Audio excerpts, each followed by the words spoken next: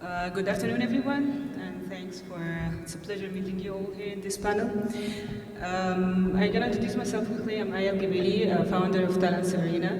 It's a platform that caters all tech demands of companies through online on demand and speed. And I've been spending my entire adult life building tech companies and tech startups. And I'd like everyone to introduce himself. So, Peter. Hi everyone.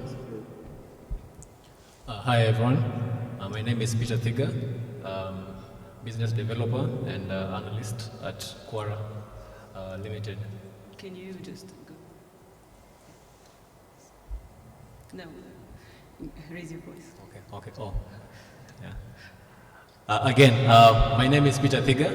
I'm a business developer and analyst at Kwara Limited.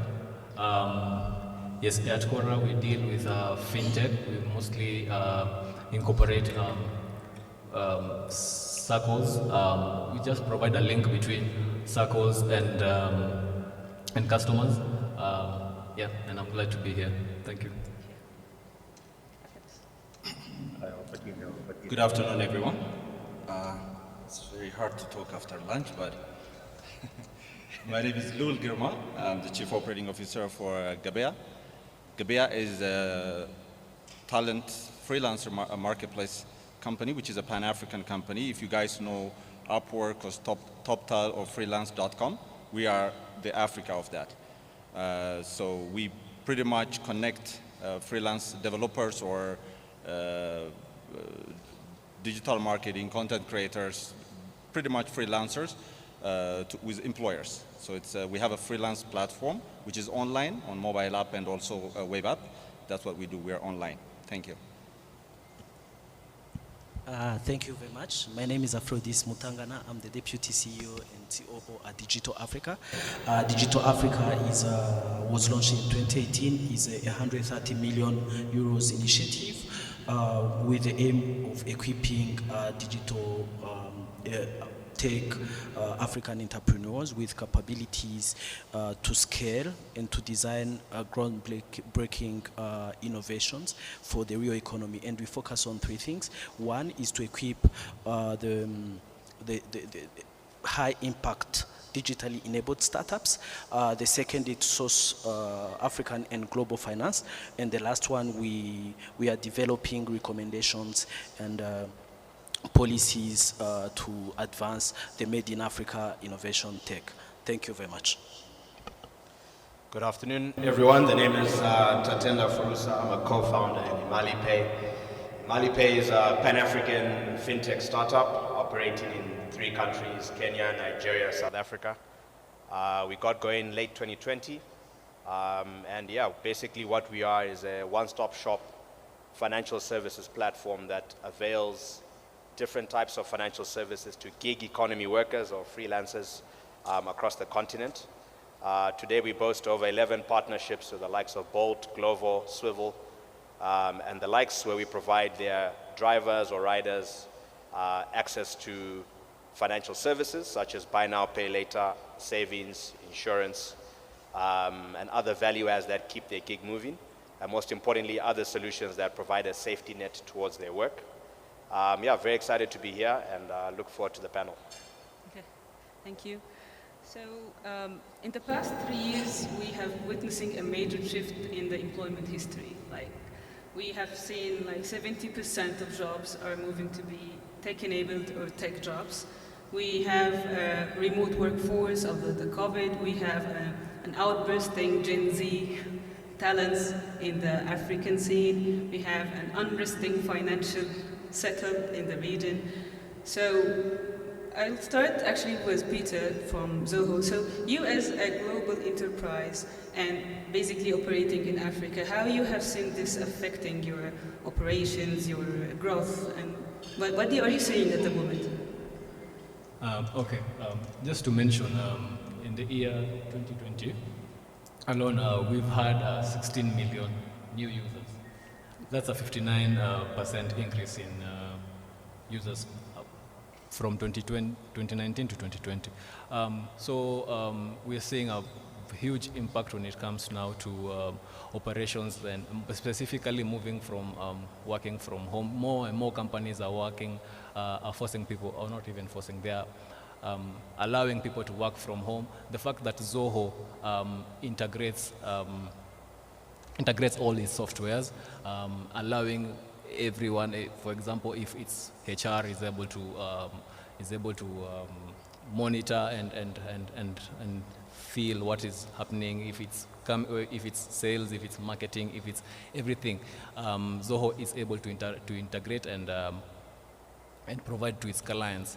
Secondly, there's this app, there's this integration that we are doing currently, that Zoho is doing, which is mobile integration. So we are able, not only clients are not able to, if clients are not able to access a computer or a desktop somewhere, they are able to do mobile apps, and this has seen a tremendous growth, especially in Kenya, since majority of people are working for, most of their work is on the move. So yeah, basically there's a lot of growth and potential in this space. Perfect. So after this, I'll get back to you. So fast forward 10 years from now, how are you seeing the African scene, the workforce is shifting? How can you envision it? That's for... Oh, sorry. So that's a very good question. I think what we've seen in the past 1 year, from COVID till date, it's a huge transformation. So when COVID came, I remember in March in Kenya, and people didn't know even how to work from home. What are we going to do? Are we going to carry our desktops? Some people use desktops. So how are we going to do it? So from there, right now, it's a huge mindset shift that people are so flexible and they can work from anywhere. How did that happen? So what I see from now into 10 years from now, not even 10 years, 5 years from now, we will use offices for collaboration. We don't want to lose our culture, right? When you work all isolated, that will actually, that human touch that will never get by working from home and remotely. Not to lose that, there will be, I would say, people will collaborate once or twice a week, from a common space. Otherwise, I can see more and more remote work, not only in the cities, even everywhere. That's happening. 5 years, 10 years, probably, even we're getting into AI, machine learning, and things like that, right? Machines will be working some of the work. So that is the shift I'm seeing. So I think it's already a culture now. It's going to move into even bigger organizations, governments, and everywhere, so that people will be judged on their productivity and output than the hour, 8 to 5. I think that's already vanishing, so flexibility. So I would want from you 1 to 10. You do it at night, you do it in the morning, whenever you do it, just deliver. So that's where I'm seeing we're going in the next couple of years and beyond. If I can add something to what he was saying, what does this COVID teach us? I'm going to use 2 examples of Digital Africa. It showed that we need skills. We need to equip these young startups with the right skills. And for example, we started a program called Talent for Startup, to identify the needs of the startups. Then we said, how can we equip these startups so that they can deliver? So that's the thing. This is one of the things I see as an opportunity for now. How do we equip this young generation? The second, which is one of the biggest elephant in the room, is the access to finance. We tried something new, and we launched a 5 million euros fund called Bridge Fund. And we said, were you hit by COVID? We can support you with a loan, with a low interest rate, and the ticket size were really small, 200 to 600,000. And just in less than 1 year, we had more than 230 applications from 43 countries, to show you that the entrepreneurs are everywhere. And yes, in 1 year, we've given 10 to 10 startups some funds. And so to tell you that from now on, skills, access to finance, it's something we have to consider. There are opportunities that came with the challenges. Yes, I totally agree. So speaking about finance and payments, I believe like working remotely, companies will be open to hire people not necessarily in their maybe country or even region. So we are facing this kind of cross-border payments, right? So what you actually, Tatenda, doing at this, how you have seen the pickup in your service you're providing, how do you see this like fast forward, the same thing? I'm basically talking about the challenges. The opportunity is very clear. Are we able to handle it? Like, we'll be able to really make it?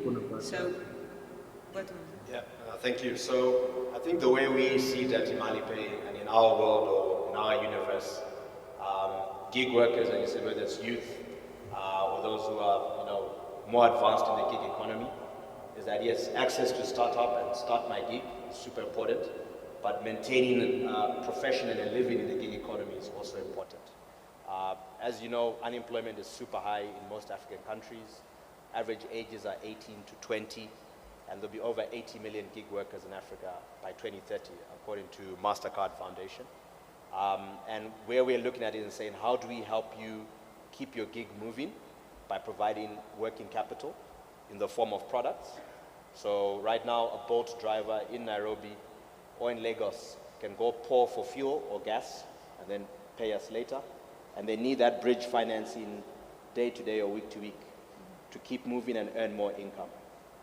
So we've created products that are working capital driven, and then products that provide them a safety net in a time of need. COVID, a lot of people lost savings, depleted savings. Someone fell ill, they may not have had insurance and other value-added services that they need for their lives. So we're looking to kind of bridge those gaps and keep people employed in the gig economy. So we're somewhat like a catalyst or an enabler to prop up the gig economy in a sense. And it's much needed. So when you look at the different countries and the different needs, in our 3 markets where we operate, South Africa, for example, a lot of the gig workers are foreigners, and they need remittance solutions to send money home. A lot of them have IDs or share bank accounts with friends who have permits. So how do we now have the hard work of tweaking our products and services to cater for the different types of gig workers that are in different countries as well? So have you faced any kind of regulatory issues or adoption, like resistance to this kind of money exchange? I feel because we are quite new and different in the space. As I said, the journey for us started in 2020 when the word gig may not have been known. It's now a popular acronym and a popular word. But we've gone the approach of partnering with insurance companies or insurtechs or savings and investment partners to piggyback on their licensing for a quicker route to market. And BNPL or Buy Now Pay Later in Africa, typically unregulated at the moment, but we have also gone for licensing in Nigeria and South Africa, just to be on the safe side.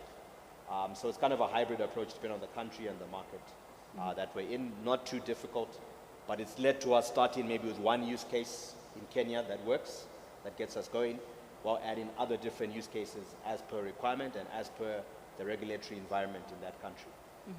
As we get bigger, maybe we'll get our own licensing and take it from there. I see. So talking about the skills that Aphrodice mentioned, I know that there are a lot of this kind of supply and demand issue.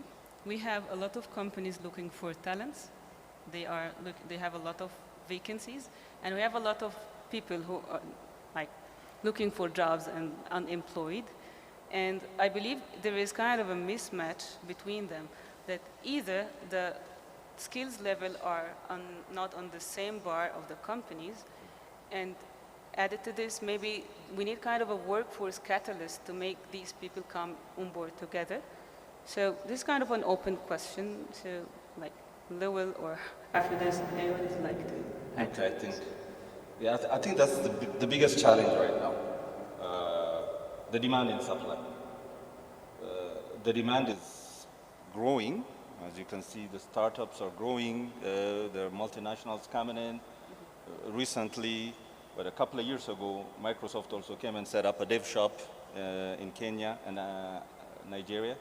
So the demand is growing, and when the big guys come, they also take all the niche, the seniors. So what is left for us? So there is, I think, from the opening remark presentation yesterday, you've seen it, 700,000 plus gig workers or developers out there. But how many of them are really seniors?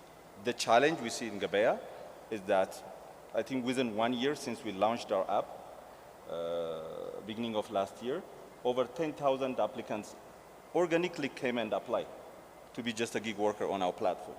But how many of them? Only 20% of them were able to make it to the whole vetting process. They had to pass. Of that, probably 10% is seniors. What does that mean? To fulfill the demand that's out there. And everyone is looking for seniors, experts. So that's a big challenge right now. And I think the solution, one, finding a way of educating, upskilling the junior talents so that in the 1 year or 2 years they can get to the level. And also the big guys coming here, whether it's Google or Microsoft, also giving back to the community in terms of trainings. There is something we did in Ethiopia with IFC and Microsoft funding opportunities where we were able to train close to 1,000 young people in new technologies. So if they come and contribute that, they will also build the supply pipeline. And it will come back to them and also the rest of us. So there is a huge challenge of supply right now. And the only way to bridge that is upskilling, training, and mentorship, internship. All those opportunities need to open up. If I may add something, I want to add some numbers. If you read, if I'm not mistaken, 800 million jobs we need digital skills in 2030. It's 8 years from now. What our universities, academia is doing? Are they really taking the needs of the startups? The needs, like the needs. Are they going with the new technologies? So they think that the issue is there, demand and supply. There is an inequality, but we should also not leave behind the academia and make sure that they are producing the real talents that can fulfill, that can respond to the issues these startups are facing. There is something he talked about and you asked about, regulatory framework. So when even I used to work in an incubator, I remember one kid came in with really a good product where he wanted to use Ethereum, and to pay they had to scan the iris of your eye. To develop the app was an issue. Then the regulatory, like when he approached the people in charge, they said, we don't know that crypto thingy. So, and what I want to say is that, we should.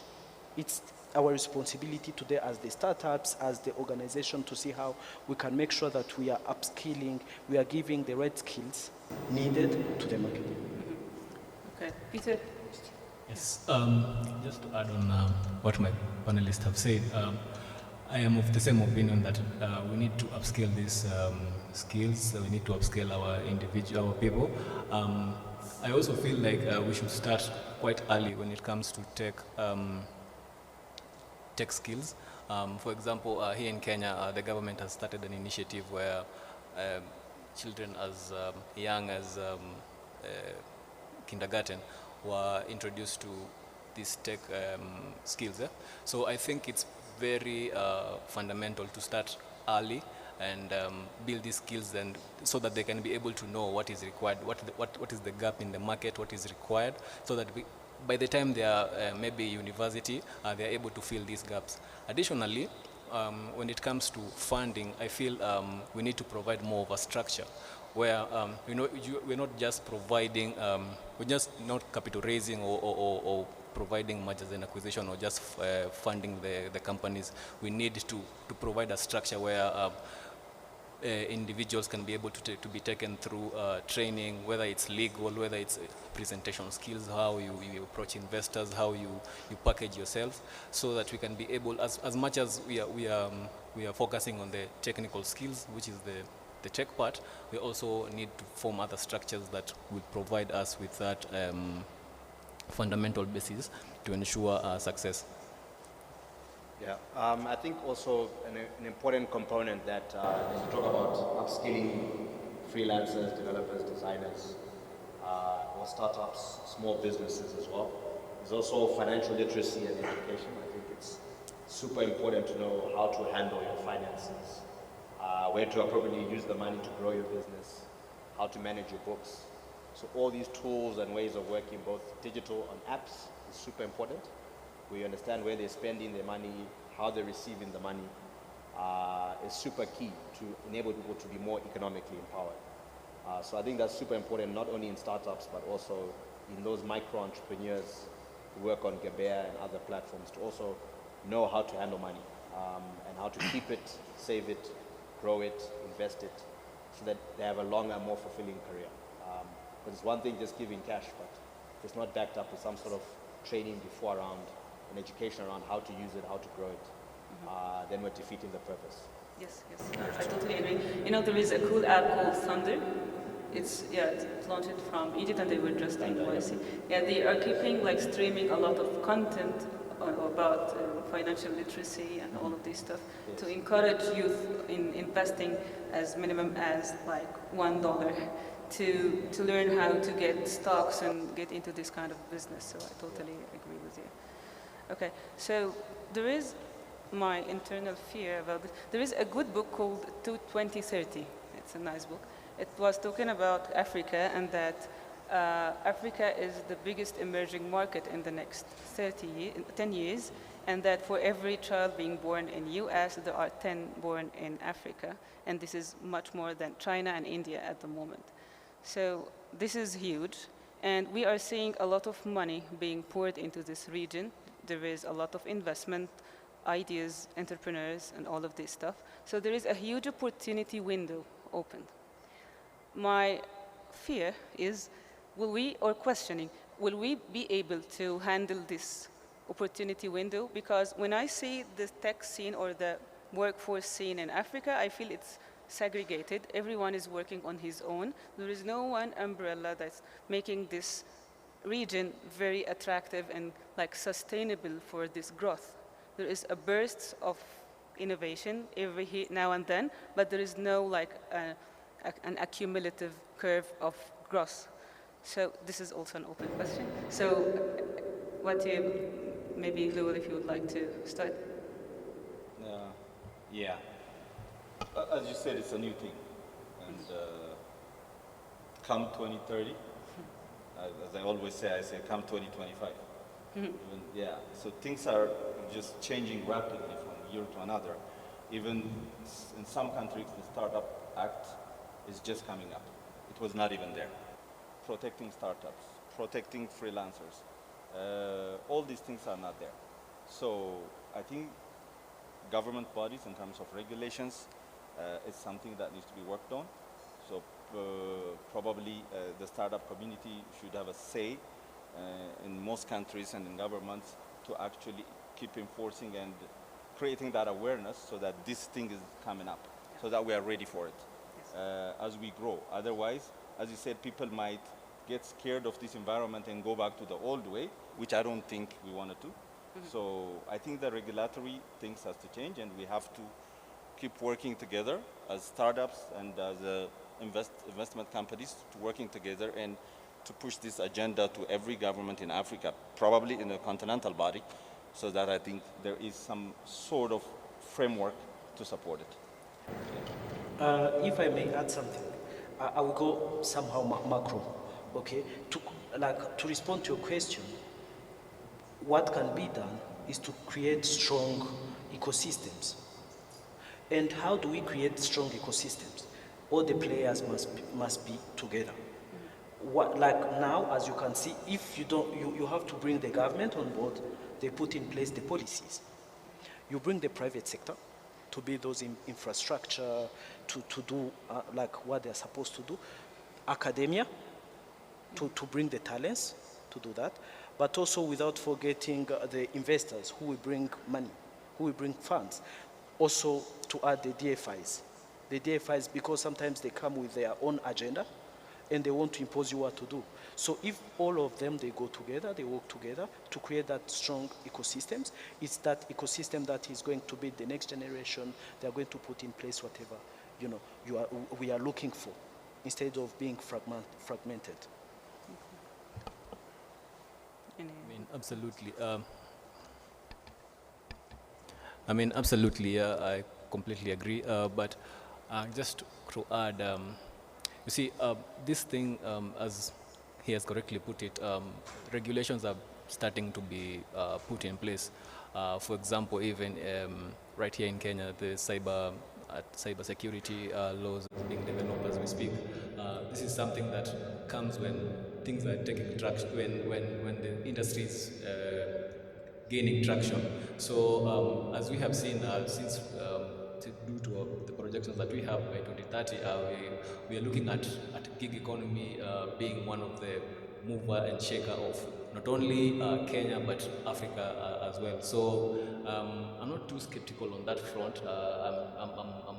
I have confidence in of course, us as tech players in the tech space, as investors who come, maybe strategic investors, they come and show us how to regulate this sector, how to go about forming, be it umbrella bodies or something of that sort. And lastly, the government, which are currently working hard to make sure like the policies and the framework is put in place just to ensure that in the future we do not experience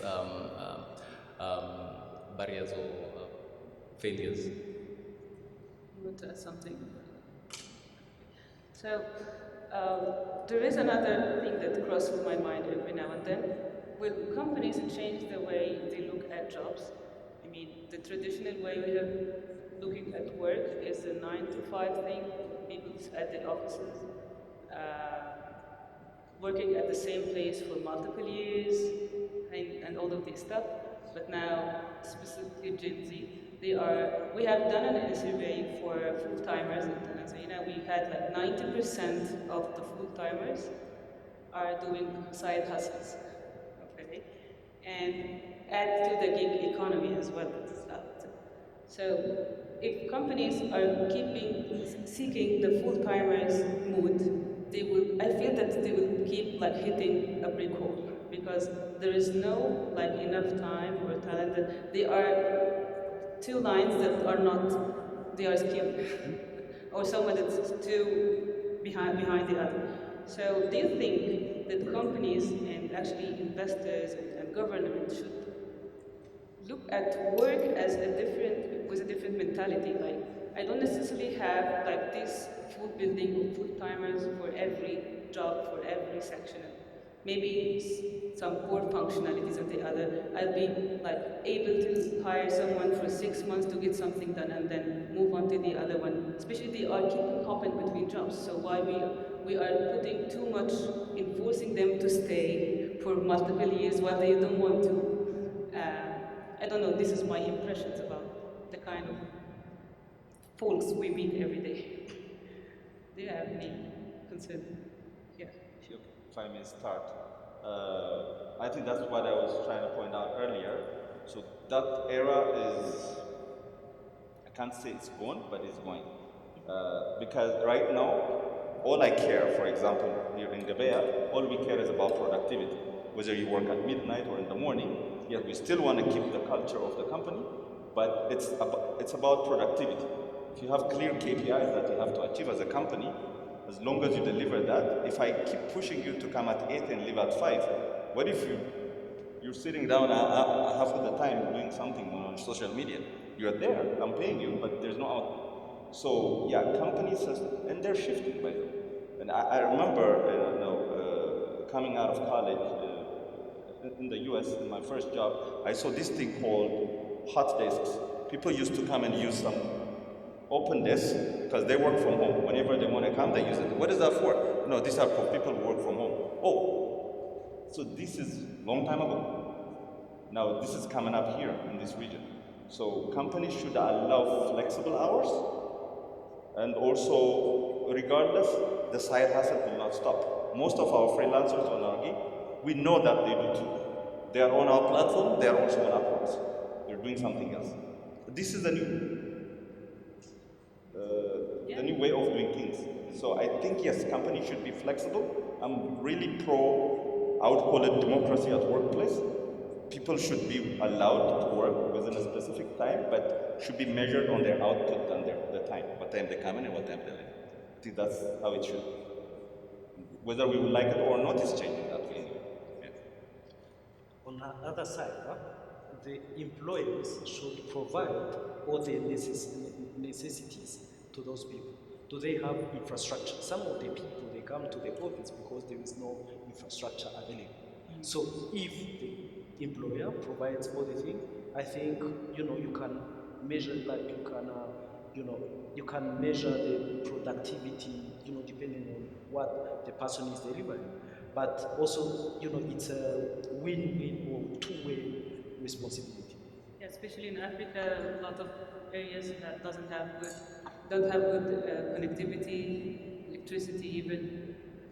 So it's kind of skewed because when we say remote work, we go very pro of it, but the same people who are looking for remote work doesn't have access to electricity and the internet. It's very, yeah. I think, you look at it in twofold. In the US, there's what's called right now the Great Resignation.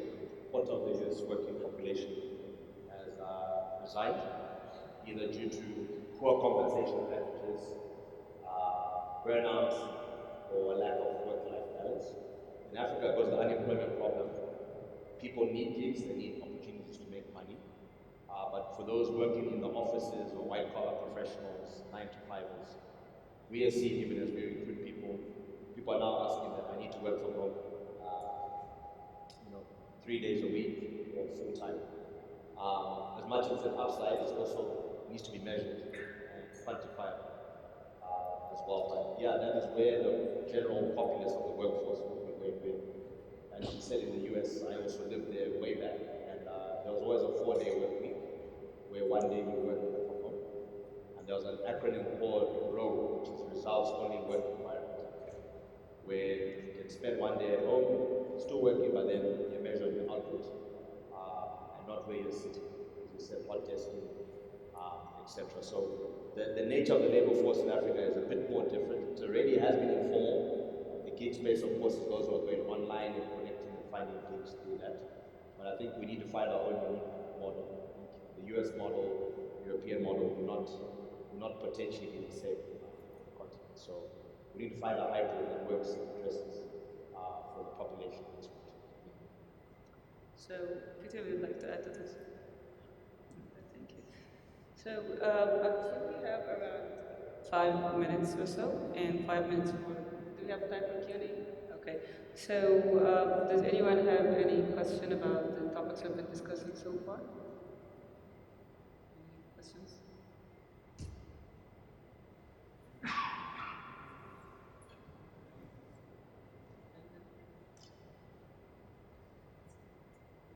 Okay.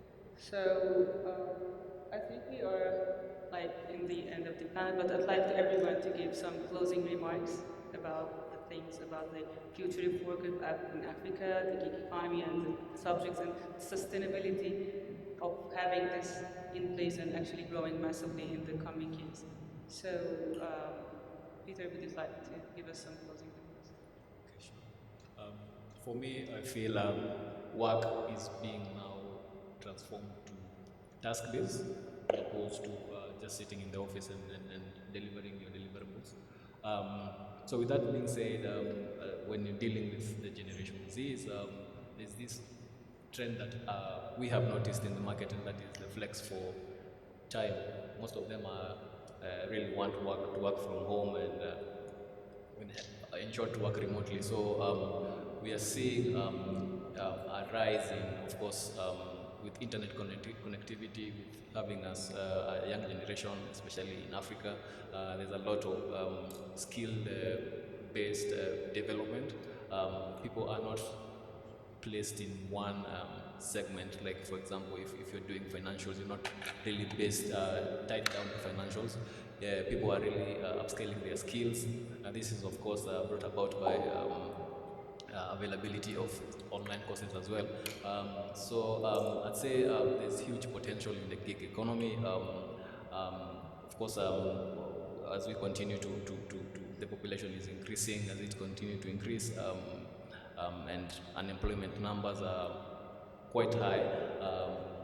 Most of the traffic that is coming from the people from campuses and out of school are going back to the gig economy, not only to provide, not only for task-based oriented jobs, but also to take advantage of platforms that enable them to transact and do all those things that they may require. So, yeah. Okay. I would like to probably reiterate on what my two panelists here said. One is on providing the right infrastructure and tools to especially the young professionals out there so that we can support them as they go through this new transformation, and also finding our own way, which is African way of creating that remote work. As I said, I'm a little bit worried that when you go completely remote, you will lose that human touch. At the end of the day, we're human. We need to have that interaction. I mean, you guys all know about what happens on Zoom calls. That doesn't really give that personal touch. So if we can find that blend, and also we really need to work on the soft skills. We have a lot of talents who work for European and US-based clients, and one of the challenges we have is we have to be really selective on who we actually assign, because the soft skill and the communication and those things you can find in a workplace, it's very hard to find them at home or in your comfort. So there are a lot of investment that can be made around education, not just technical, but the soft skills and the communication. Then I think we can have this young and vibrant workforce ready for remote work. That's what I say. But I think we are there already, but there's a lot of things we need to do to make sure we increase the supply and also the quality of the supply. Not only Africa, we should be able to reach at one point to cover the rest of the world the way I think India and China, especially India, did what they transformed in the 80s of opening up all these technologies and bringing all that supply to the rest of the world by starting in a BPO service, then moving into the technology, and look at it, the supply is huge in India, right? So we can get there, but the infrastructure, as my panelists said, and also creating our own way of gig workers, in terms of soft skill and communication and all that, definitely in the next 5 to 6 years, we should be ready not only for Africa, but for the rest of the world. Thank you very much. I will talk about 4 points. One, let's upskill, give the right skills to fill the gap we have in private sector, public sector, and sector. Second, let's come up with a customized financing model, access to finance. The third one, let's contribute to build like the environment, the conducive environment with the right policies. And the last one is we have to involve young people. Yes, they are the highest number we do have. Thank you. Yeah, thank you to ATST for setting this up. I think it's a very important topic, more and more important as we go forward in the next couple of years. 2030 is not far away, it's already happening, it's already unveiling itself. So it's important to be proactive, bring this discussion to the front and center. For ImaliPay, playing in the fintech space, always open to collaborate and network and work with different institutions or stakeholders who align to the mission and vision of powering the gig economy. So thank you for setting this up. Thank you, audience, and thank you all for attending this nice. Does anyone have any kind of questions before we go?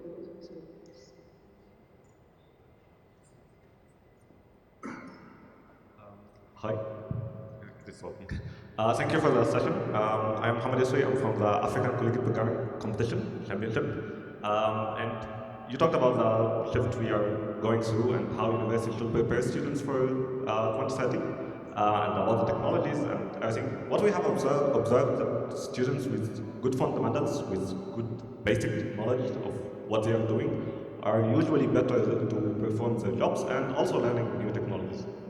But there is only so much that a university can do. It can't teach everything. So what do you think is our responsibilities and what we are should do to help universities prepare for this huge shift? And is internships is the only way, or maybe trainings, or is there any other thing we can help to support universities because they can only do so much? Thank you. So I have tried a very good experiment. It's called paid. It's like a paid internship program. I have a 50-50 model that the candidates come, like undergrads or fresh grads. They come and get like a fraction of payment in exchange of having an on-job learning for the kind of a job they are, like a software tester, a product associate, for front-end engineer, whatever. So even sales, we do this, we have did this with a lot of positions, and actually it worked because they have the motivation to get it done. So we prepare a small like curriculum for them to kickstart and assign small portions of tasks to them, and the more they evolve, the more we keep them. After 3 months of this kind of paid internship, either we tell them, now you have got this chance to have 3 months of paid internship in your resume, so you have maybe like a slightly better chance to get a job, or they are really good, so we offer them a hiring position in the company. And we started to advise all of our, like we have around 120 companies in our portfolio, so we started to advise all our companies to do this.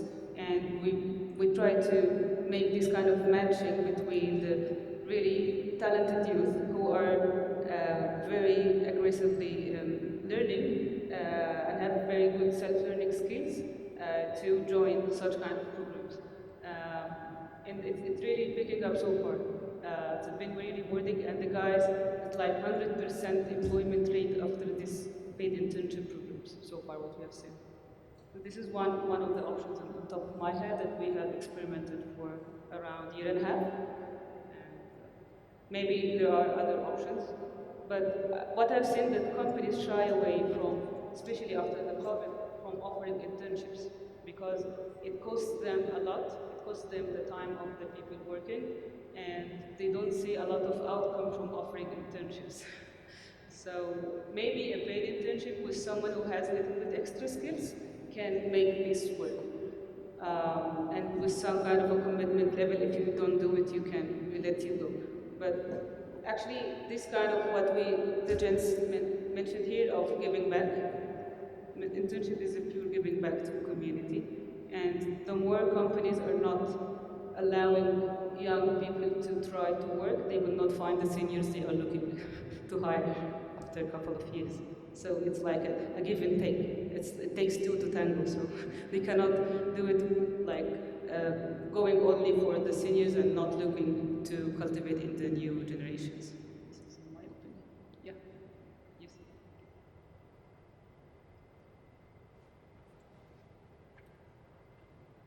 Hello there, my name is Kerry Michael. I have a question for everyone on the panel, and that's because it's a diverse range of experiences you have, diverse range of cultures. I'm originally from Ethiopia, so Leul, I would be interested in hearing your answer as well. I've worked in the technology industry myself as a woman for over 20 years, and there is still to this day a lack of women even in the UK or working with US companies. So how do you see that changing on the African landscape? What can be done to change the culture? What incentives can be given? And I would like to hear everyone's view on that. Thank you. Okay, so speaking about women in tech, I believe, let's say that it's an organically, it's my very personal opinion, it's an organically male-dominant field in the beginning, but a lot of females were interested to join. In Africa, at some points, females faced resistance or not getting the adequate same level of nurturing as the male counterparts. But recently, like the ACBC contest, they have the ACBC for girls, for example. We have seen a lot of female-only boot camps, and I've been to Sweden in 2020, and Actually, they are putting a lot of efforts to include females into the tech scene, and after a lot of effort, the maximum rate they were able to get was 9% representation. So here there is two things. Either females are not organically attracted to this field, maybe, or they are feeling inferior or feeling that I don't belong here, or there is really an issue that we don't need to educate females that it's okay to get into such domains, specifically that they can do it from anywhere. I've been working in tech, like doing everything, like cooking while running codes or doing any stuff in my life, so things were going okay, like writing code and doing anything in my life was okay. So maybe the mindset that we need to work on, and for both sides, for the female side and for the companies. But it's an issue that so far I don't know how people were handling it. So far. Any comments, gents? Yeah, I wanted to give two examples of my personal experience, very personal. When in 2015, I started teaching kids how to code. After visiting refugees, I saw, and the good news, like I have to say that since 2015, I've taught more than 80,000 kids. And most of them are girls. The second experience, like to tell you that, with the new generation, I think there will be a change. Then in 2019, I launched 2 schools of coding in refugee camps with refugees. And one of the, I said we have to have at least 45% of women. After 1 month, I was with 6% of women. Like 39 had dropped out because of cultural, And it's not easier. So we have, they left because the parents were saying, stay at home, you cook for your brothers, cultural barriers. But I think to resolve that with young people, you can see that they are really interested in tech. But to resolve that, we have to do customized programs for women to show them that you can do this and this, without we consider personal or regional barriers. Yeah. But I think it's something that will be solved very soon. If I may add, you said 80,000, right? I can't get that number. But there was a recent program we ran in Ethiopia, Gebeya, in partnership with the IFC, which is on digital gender program. So it's mainly training young graduates, women, in new technologies. So it was very successful, and some of them are, in fact, there is an entrepreneurship program. They're already into that, and they're actually, producing the products and all that. But the challenge I've seen after having all this available, this is a free program. You get all the Microsoft technologies and other trainings. The recruitment part of going out and saying free training, fully funded on Microsoft, it was, we're going and recruiting, but we're still getting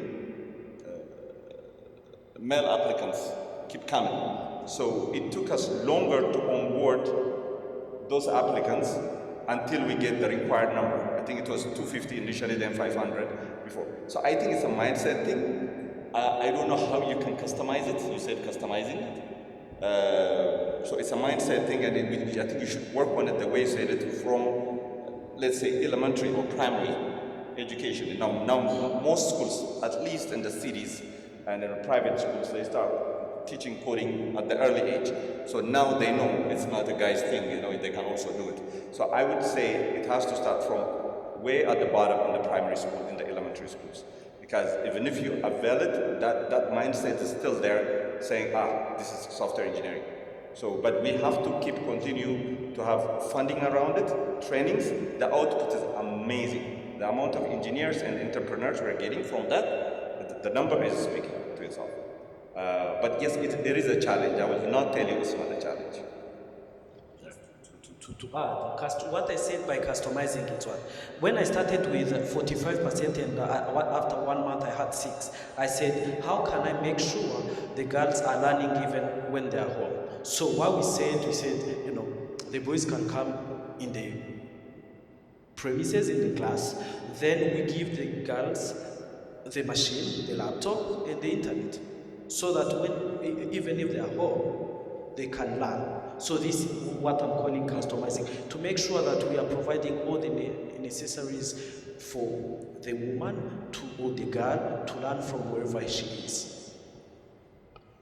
I mean, I think in our world in the fintech space, just to jump in here, when we're powering financial services, not just ImaliPay or other fintechs, I think it's important to also tailor products to female gig workers. So for example, Facebook has some partners in India who are doing lending to Facebook merchants. And the female gig workers who sell on Facebook are paying lesser interest, right? So where someone pays 3% per month, it's 1%.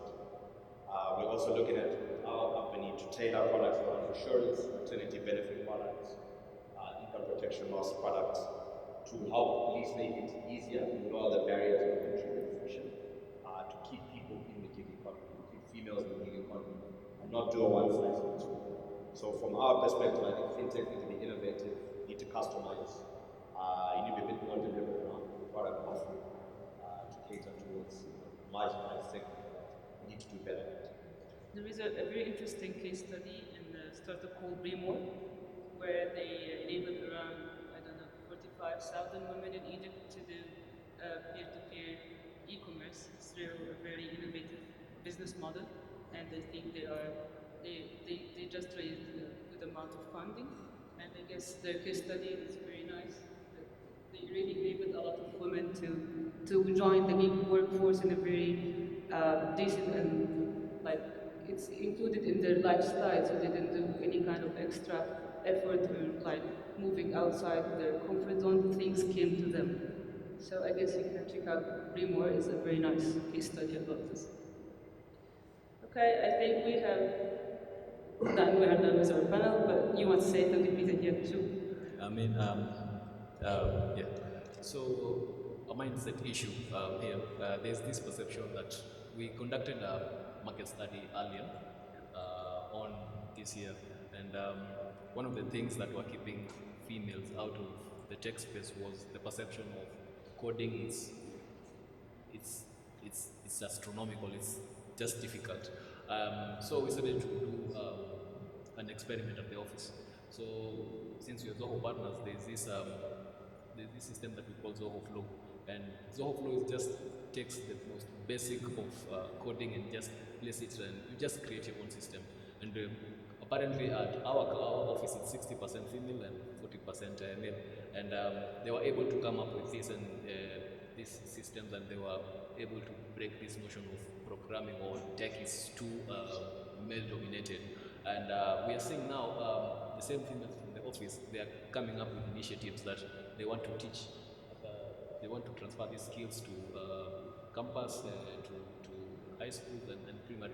So I guess initially we had, especially now from my experience, that from where I sit, it was more of a mindset issue, but as technology is continuing to evolve and programming and things are becoming easier, that perception is being broken, and we're starting to see more females come into this part of the side of the city.